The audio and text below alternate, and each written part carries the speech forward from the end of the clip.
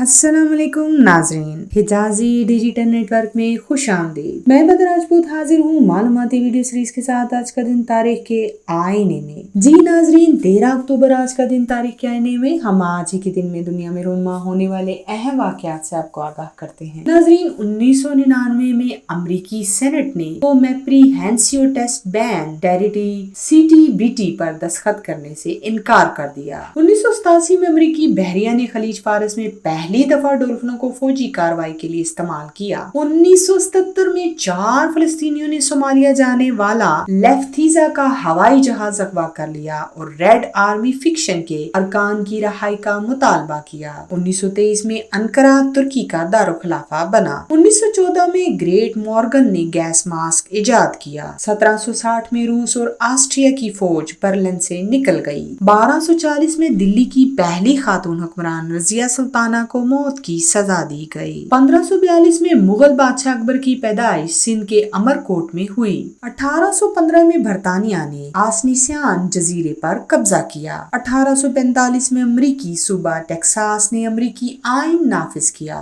1861 میں اٹلی کو کئی حصوں میں تقسیم کیا گیا۔ 1880 میں ٹرانسوا نے برطانیہ سے آزاد ہونے کا اعلان کیا۔ 1879 میں جنوبی افریقہ میں برطانیہ کے خلاف بغاوت شروع ہوئی۔ 1952 میں مصر اور سوڈان کے درمیان دریائے نیل کے پانی کے بارے میں سمجھوتا ہوا۔ 1981 کو نائب صدر حسنی مبارک مصر کے صدر بنے۔ 1988 میں مصری ادیب نجیب محفوظ کو ادب کا نوبل ایوارڈ دینے کا اعلان کیا گیا۔ 2009 میں چاند پر برف تلاش کرنے کی ناسا کی مہم ناکام ہوئی۔ ناظرین، آج کی معلوماتی ویڈیو آپ کو کیسی لگی؟ اپنی رائے سے ضرور آگاہ کیجیے گا۔ ہمارے چینل کو دیکھنے کا بہت بہت شکریہ۔ اپنا بہت سا خیال رکھیے گا۔ اللہ نگہبان۔